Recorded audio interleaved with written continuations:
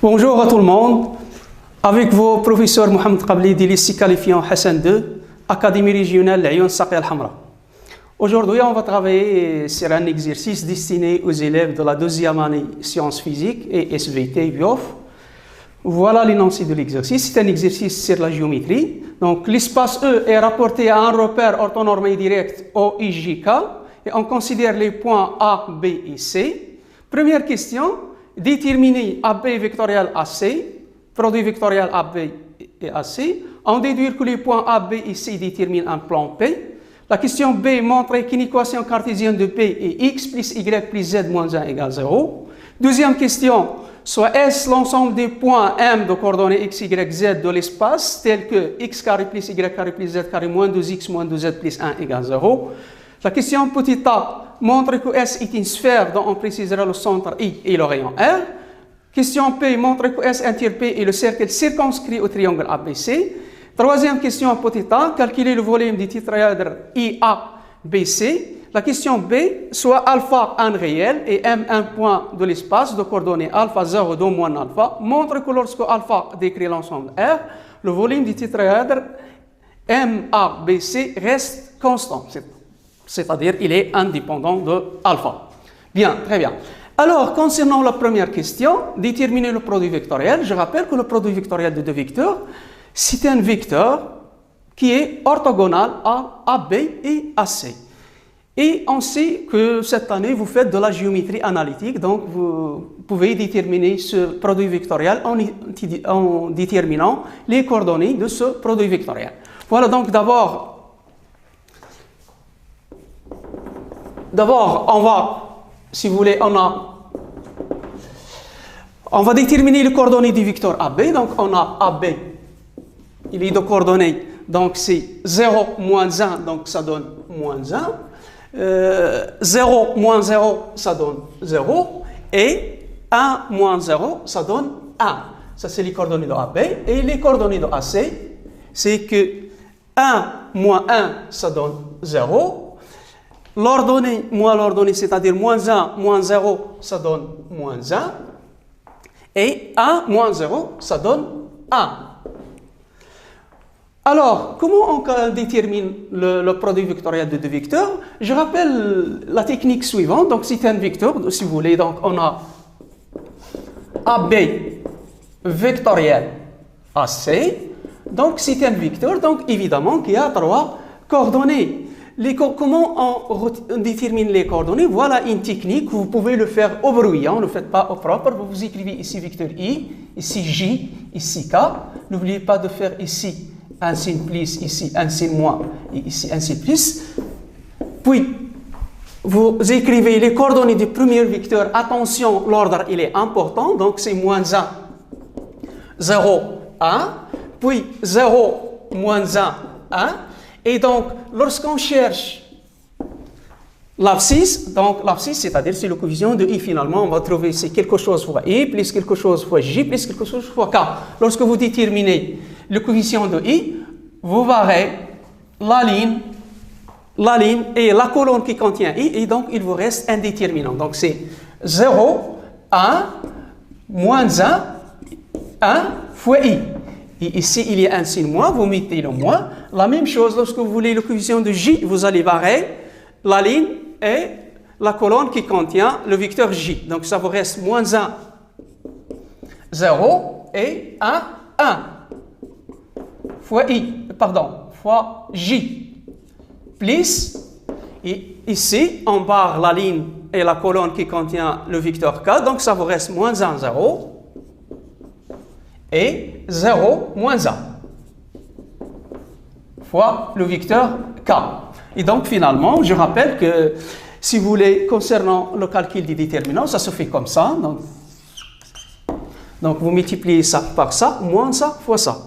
Donc, on obtient 0 fois 1, c'est 0, moins 1 fois 1. Donc, ça donne 1. Donc, ça donne 1 fois I, donc c'est I.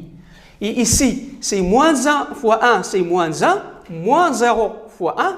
Donc, 0 fois 1, c'est 0. Donc, ça reste moins 1 avec ce moins. Donc, c'est 1. Donc, c'est plus 1 fois J. Ça veut dire c'est plus J. Et ici, c'est moins 1 fois moins 1, c'est 1 moins 0. Donc, ça reste 1 fois K. Et donc, voilà votre produit vectoriel. Très bien. On déduit que les points A, B et C déterminent un plan. Là, j'insiste sur le fait de dire que 3 points déterminent un plan. Ça veut dire mathématiquement qu'il y a un seul plan. Il y a un seul plan qui passe par ces 3 points. Et vous savez que ça, ce n'est possible que lorsque les 3 points sont non alignés. Par 3 points alignés, donc il peut passer plusieurs. Regardez ici, par exemple, ces 3 points alignés. Donc voilà, il y a le plan des tableaux. Vous pouvez avoir aussi le plan comme ça, un autre plan, etc. Donc il y a plusieurs plans qui passent par ça. Mais lorsque les 3 points sont non alignés, alors il y a un seul plan. Ici, lorsqu'on a fait la leçon des produits vectoriels, le fait que AP vectoriel AC est différent de 0, regardez, on a trouvé que ce produit vectoriel est non nul, on peut en déduire que les vecteurs AB et AC sont collinéaires et donc, par conséquent, les 3 points sont non alignés et donc ils déterminent un plan. Donc, déduction.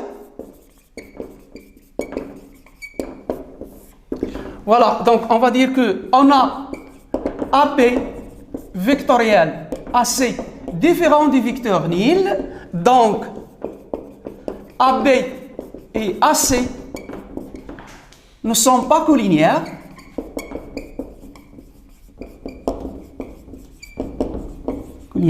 Et par conséquent, ou si vous voulez, d'où les points A, B et C ne sont pas alignés.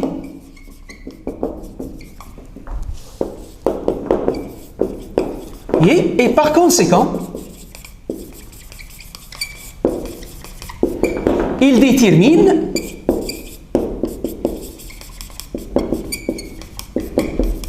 un plan P. C'est le plan, si vous voulez, A, B, C. Très bien. Voilà, maintenant, on passe à la question petit b. Donc, ça, c'est la question petit a. Donc, la question petit b montre qu'une équation cartésienne de b est x plus y plus z moins 1 égale 0. Donc là, il y a plusieurs méthodes. Vous pouvez montrer que A appartient à ce plan, B appartient à ce plan, C appartient à ce plan. Le plan, c'est-à-dire le plan d'équation x plus y plus z moins 1 égale 0. Et donc, vous pouvez déduire que le plan APC, c'est exactement le plan qui a pour équation x plus y plus z moins 1 égale 0. Mais je vais faire une autre méthode. Ici, en deuxième année, vous vous rappelez que dans le chapitre des produits vectoriels, l'une des applications les plus importantes, lorsque vous avez deux vecteurs, voilà, donc vous avez deux vecteurs, donc vous avez deux vecteurs comme ça, non collinéaires, et donc le produit vectoriel, on a dit que c'est un vecteur qui est orthogonal à I et à V. Vous avez un vecteur I et un vecteur V, donc le produit vectoriel, c'est un vecteur qui est orthogonal aux deux vecteurs. Donc si vous prenez le vecteur AB et AC, donc le vecteur AP vectoriel AC, c'est un vecteur qui est orthogonal, si vous voulez, ou disons normal, au plan ABC. Et donc là, on a fait une technique. Comment déterminer cette technique? C'était fait dans le chapitre sur le produit scalaire. Déterminer un plan connaissant un vecteur normal à ce plan et un point de ce plan. Et donc la technique, c'est qu'un point M appartient à un plan qui passe par un point A et de vecteur normal N, si et seulement si AM scalaire N égale 0. Et dans ce cas-là, le N, le vecteur normal, ce n'est que AP vectoriel AC. Donc je préfère faire cette méthode. Alors, c'est la question B. Donc, on va dire qu'on a AB vectoriel AC est un vecteur normal au plan P. D'accord, ça c'est premièrement. Donc, je prends soit un point M, soit M, X, Y, Z, un point de l'espace. Et donc, voilà ce qu'il faut retenir, qu'on a M, si vous voulez, appartient au plan P, si et seulement si AM scalaire, le vecteur normal ici qui est AB vectoriel AC est égal à 0. C'est ça ce qu'il faut retenir, c'est le plus important. Le reste, c'est des calculs. Maintenant, le produit scalaire C'est quoi le produit scalaire?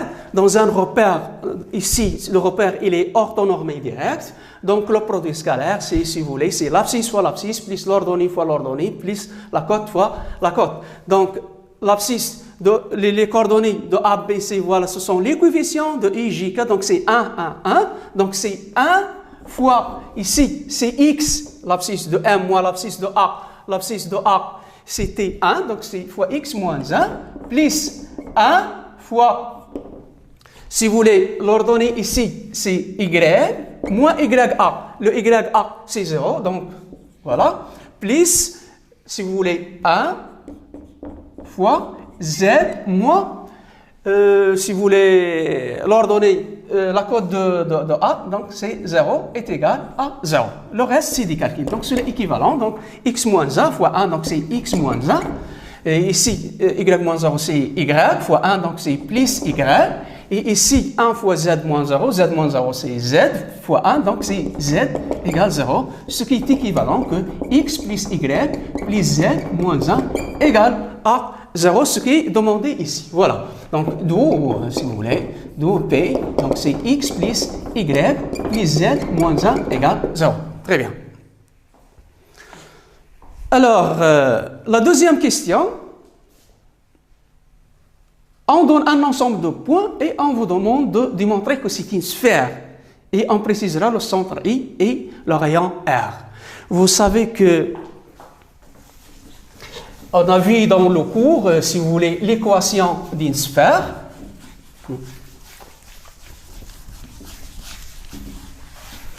Alors, concernant l'équation d'une sphère, vous avez une sphère de centre oméga, par exemple, de coordonnées A, B, C et de rayon R. Je rappelle ici que l'équation cartésienne de la sphère s'écrit de cette manière-là. X moins A au carré plus Y moins B au carré plus Z moins C au carré est égal à R au carré. Mais le plus important, c'est ça. C'est que M, X, Y, Z appartenant à la sphère S équivalent. Il y a une équivalence. C'est-à-dire, si un point est dans la sphère, donc ces coordonnées vérifient une équation sous cette forme, et la réciproque aussi est vraie. Si vous avez un point qui vérifie, les coordonnées vérifient cette point, donc il est un point de la sphère. Donc, pour montrer qu'un ensemble de points est une sphère, il suffit de démontrer que son équation s'écrit sous cette forme. Lorsqu'on développe ça, vous allez trouver quelque chose comme ça. Si vous voulez, x carré plus y carré plus z carré plus alpha x plus un certain bêta y plus un certain gamma z plus un certain delta égale 0. Mais attention, là, je ne peux pas en déduire que c'est une sphère. Alors ça peut être une sphère, comme ça peut être l'ensemble vide, comme ça peut être, si vous voulez... Bon, l'essentiel, c'est que, alors ça, c'est pas forcément une sphère, il se peut être un point, réduit un point, ou bien une sphère, ou bien c'est l'ensemble vide. Donc, ça veut dire qu'il faut trouver une équation sous cette forme pour pouvoir déduire que ça, c'est une sphère. Alors, petit a, si vous voulez, soit je prends un point, soit M, X, Y, Z, un point dans l'espace. Donc, on a par hypothèse que M de coordonnées X, Y, Z appartient à S, il est équivalent. Selon les données, c'est X carré plus Y carré plus Z au carré moins 2X moins 2Z plus 1 égale 0.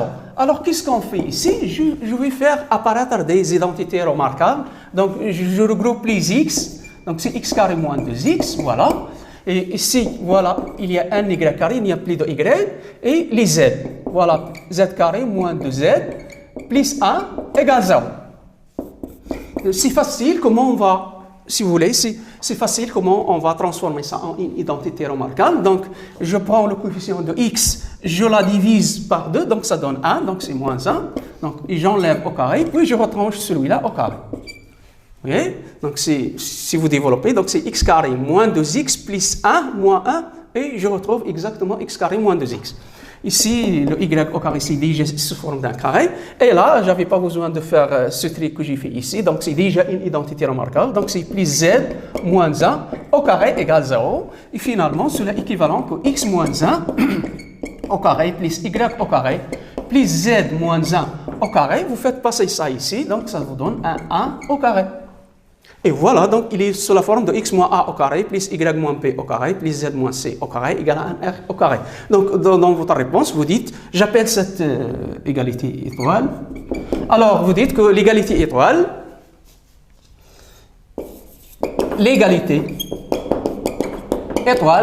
montre que S est une sphère de centre oméga. Voilà, donc je respecte les notations de l'exercice, c'est noté I, donc de centre I. Et voilà les coordonnées, donc c'est 1. Ici c'est moins 0, donc c'est 0. Et ici c'est 1. Hein? Et de rayon, petit r égale à 1. Donc le rayon c'est ça. Mais n'oubliez pas, si vous avez ici un 5, le rayon, ça c'est r carré. Donc c'est racine de 5 au carré. Donc le rayon c'est racine de 5. Donc ici, le rayon c'est 1.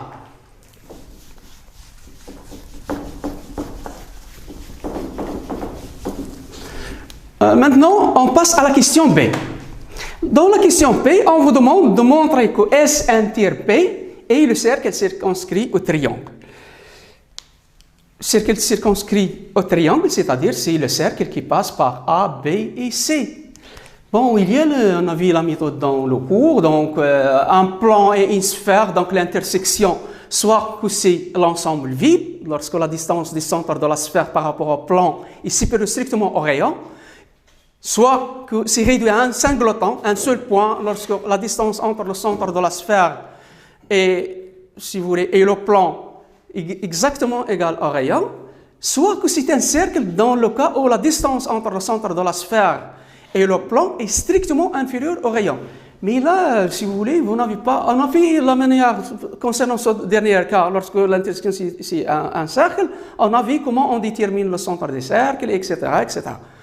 Mais ici, regardez, on sait déjà que A, B et C, ce sont déjà des points du plan P. Ce sont les points qui déterminent le plan P. Et donc, pour montrer que l'intersection entre S et P, c'est exactement le cercle circonscrit au triangle APC, il suffit de montrer que A, B et C appartiennent à la sphère S. Tout simplement. S'il appartient à la sphère S, alors vous aurez le plan et la sphère en comme intersection. Donc, les points A et P et C, ce sont des points de l'intersection, et on sait que l'intersection, dans ce cas-là, ne peut être qu'un cercle, parce que selon les 3 cas de l'intersection, donc, puisqu'il y a déjà 3 points, donc ça serait un cercle. Voilà. Donc, comment on va rédiger ça, si vous voulez? Et la question B, on va dire que il suffit de montrer que A, B et C appartiennent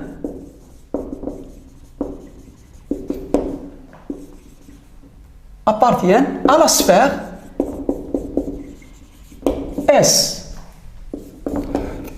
Voilà. Donc, pour montrer que ces 3 points appartiennent à la sphère S, il suffit de montrer que les coordonnées de A vérifient l'équation de la sphère, les coordonnées de P vérifient l'équation de la sphère, et la même chose pour C. Vous avez 2 équations, vous avez l'équation donnée ici, il y a une équation, je crois que cette équation c'est plus facile concernant le calcul, donc on va travailler avec ça. Donc si vous voulez, on a xa moins 1 au carré plus ya au carré plus za moins 1 au carré égale. Je remplace xa c'est 1, donc c'est 1 moins 1 au carré, et ya c'est 0, et za c'est 0, donc c'est 0 moins 1 au carré, et ça si vous voulez, ça c'est 0, 0, et ça c'est moins 1 au carré, c'est 1. Et donc il vérifie l'équation de la sphère, donc on a trouvé exactement ça, c'est 1. Donc A appartient à S. On a aussi xb moins 1 au carré plus yb au carré plus zb moins 1 au carré égale. Je remplace. Alors, xb, c'est les coordonnées de p, c'est 0, 0, 1.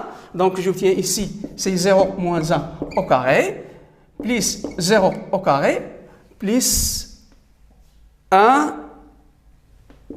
moins 1 au carré, donc ça c'est moins 1 au carré, c'est 1, ça c'est 0, et ça c'est 0, donc ça donne 1. Donc il vérifie l'équation. Donc B appartient à S.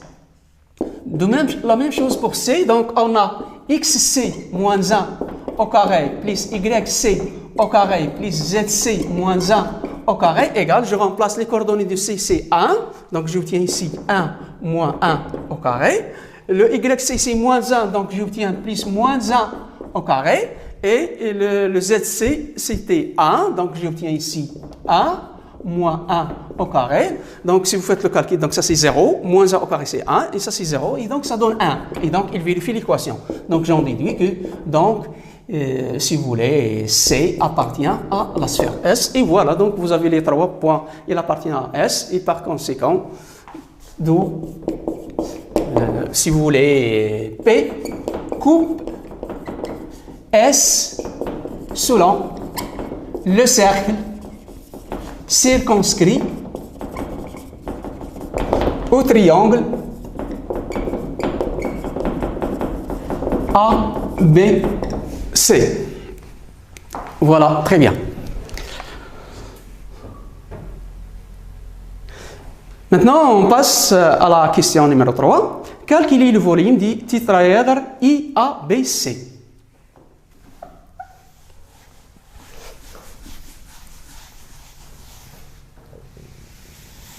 Voilà, j'aurais besoin de coordonnées de I, donc on a trouvé que le IC, je l'écris ici, donc c'est IC 1, 0, 1.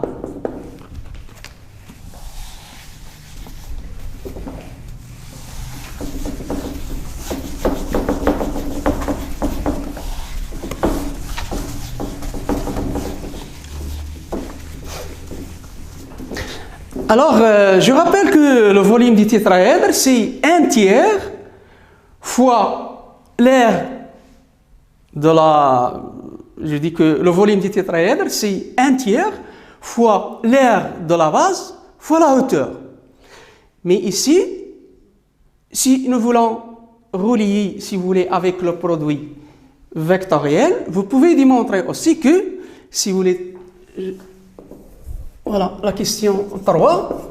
Si vous voulez, le volume du tétraèdre est donné par la formule V égale 1/6 la valeur absolue de, si vous voulez, de A, I, on a dit que le tétraèdre, voilà, donc de AI vectoriel, pardon, produit scalaire, AB vectoriel, AC. Alors, ici, je rappelle que j'ai dit que, vous savez, depuis le collège, que le volume, c'est 1/3 fois l'aire de la base fois la hauteur. Cette formule, je vous la laisse à titre d'exercice à démontrer qu'à partir de cette formule, vous pouvez arriver à ça. Et donc maintenant, on va l'appliquer directement. Maintenant, je calcule ce produit scalaire. Et on a AI. Les coordonnées de AI, voilà les coordonnées de I. C'est 1 moins 1, donc ça donne 0. Et ici, c'est 0 moins 0, ça donne 0. Et ici, c'est 1 moins 0, ça donne 1. Je répète le calcul. Peut-être que j'ai fait une erreur. Donc, c'est 1 moins 1, donc c'est 0. Voilà, très bien. Et 0 moins 0, c'est 0. Et 1 moins 0, c'est 1. Très bien, c'est ça. Et AP vectoriel AC, là, on a déjà calculé. Ça, on a trouvé que c'est 1, 1, 1. Sur ce rappelé, on a trouvé que c'est I plus J plus K. Et donc, si vous voulez, AI scalaire AB vectoriel AC, voilà, donc c'est l'abscisse fois l'abscisse, donc c'est 0 fois 1, plus 0 fois 1, plus 1 fois 1. Et donc finalement, ça donne, ça c'est 0, donc ça donne 1. Et je remplace ici, d'où V égale 1/6 fois la valeur absolue de 1, qui est égale à n sixième. Et ici aussi, toujours lorsque vous déterminez soit l'air, soit le volume, n'oubliez pas ici l'unité de, si en unité de volume, et ici, c'est en unité de volume. Voilà. Maintenant, je passe à la dernière question. La dernière question, c'est quoi la dernière question? C'est-à-dire que, à la place du point I, j'ai un point M. J'ai remplacé I par M. Et on vous demande de montrer que même si alpha change, le volume ne change pas. Cette question, je ne vais pas la solutionner, mais c'est la même chose. Essayez d'appliquer la même formule, faites le calcul, au lieu de I, vous avez M, vous faites le calcul, à la fin, vous allez trouver une constante qui est indépendante de alpha, si vous voulez. Voilà. Donc, si vous voulez, un petit résumé de l'exercice. Donc, à retenir que le produit vectoriel, comment on calcule le produit vectoriel de deux vecteurs. Donc, il y a la technique que j'ai fait avec, ça ressemble au calcul des déterminants. Retenir aussi que AP vectoriel AC, c'est un vecteur normal au plan APC. Mais avant ça aussi, retenir que lorsque AP vectoriel AC est différent de 0, alors les trois points ne sont pas alignés et donc ils déterminent un plan, et que ce vecteur, c'est un vecteur normal au plan. Ici aussi de retenir comment déterminer l'équation d'un plan à partir d'un point et d'un vecteur normal à ce plan. Et ici, l'équation, retenir que l'équation caractéristique d'une sphère, ça s'écrit sous forme de x moins a au carré plus y moins p au carré plus z moins c au carré égale à r au carré, avec APC sont les coordonnées du centre et r c'est le rayon. Et voilà, je vous remercie.